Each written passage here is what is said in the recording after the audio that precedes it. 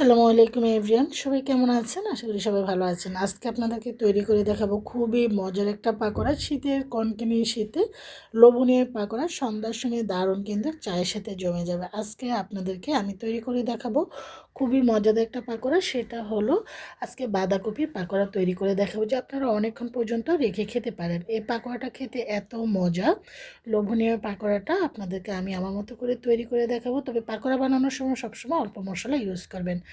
আমি এখানে পাকোড়া বানানোর জন্য নিয়েছি বাঁধাকপি নিয়েছি 1 কাপ, পেঁয়াজ নিয়েছি 1/2 কাপ, ধনেপাতা নিয়েছি এখানে 1/2 কাপ, কাঁচামরিচ 20 থেকে 25টি, ঝালটা যার যার পছন্দ অনুযায়ী।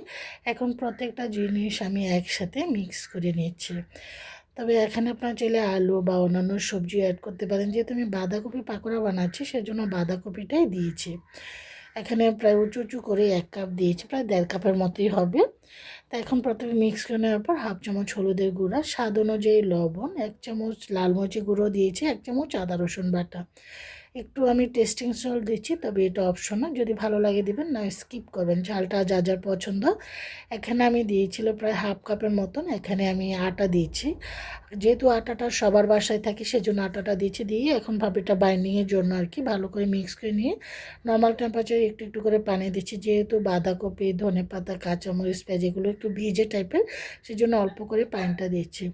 এখন আবারও মেখে নিয়েছি। আবারও বলছি, ঝালটা যার যার পছন্দ, আমি একটু ঝাল ঝাল করে বানাচ্ছি। আমার প্রত্যেকটি মিক্স হয়ে যাওয়ার পর চুলাটা আগে থেকে ফ্রাইং প্যানে আমি তেল বসিয়ে রেখেছি। এখন এক এক করে পাকোড়াগুলো এবড়ো থেবড়ো করে দিচ্ছি। পাকোড়াগুলো ছোট ছোট করে দিচ্ছি, বেশি একটা বড় দিচ্ছি না, এটা কিন্তু ভাজার পরে বড় হয়ে যায় সেজন্য। তবে যার যার পছন্দ অনুযায়ী বানাবেন। তো আমি পাকোড়া আসলে এবড়ো থেবড়ো করে দিয়ে থাকি, এতে করে যা যা চোখ, কান, নাক, হাত পা অনেক কিছু খোলা থাকে, দেখতেও ভালো লাগে। পাকোড়া আসলে কোনো শেপে কোনো কিছুই না, যেহেতু আমরা পাকোড়া বলতে চারদিকে হাত পা ছড়ানো থাকবে, নাক মুখ চোখা চোখা থাকবে, দেখতে ভালো লাগে।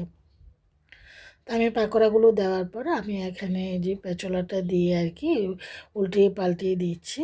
এই যে খুব সুন্দর একটা কালার অলরেডি চলে এসেছে। আপনাদেরকে আবারও বলছি, বাইন্ডিংটার মধ্যে অতিরিক্ত ময়দা, বেসন, চালের গুঁড়া, কর্নফ্লাওয়ার এগুলো দিতে যাবেন না, তা নাহলে এগুলো বেশি মুচমুচে, বেশিক্ষণ রেখে খেতে পারবেন না। অল্পক্ষণে এগুলো নিতে যায়, খেতে ভালো লাগে না। পাকোড়া হলো এমন একটা খাবার যেটা ক্রিস্পি থাকে অনেকক্ষণ পর্যন্ত, মুখে দেওয়ার সাথে সাথে মুড়মুড়ে করে উঠে, খেতে ভালো লাগে। পাকোড়াগুলো ভাজা হয়ে গিয়েছে, এখন আমি উঠিয়ে একটা সার্ভিং প্লেটে সার্ভ করে নিচ্ছি। পাকোড়াগুলো এত মজা হয়েছিল, আলহামদুলিল্লাহ। আপনারা এই শীতের, এই কনকনে শীতে লোভনীয় পাকোড়াগুলো তৈরি করতে পারেন। আমি এখানে টমেটো সস দিয়ে সার্ভ করছি, এখন একটা খেয়ে দেখাচ্ছি। আলহামদুলিল্লাহ, দেখুন কতটা সুন্দর হয়েছে। আপনারা এইভাবে পাকোড়া তৈরি করে পরিবার পরিজনের সাথে উপভোগ করতে পারেন। সবাই ভালো থাকেন, আল্লাহ হাফিজ।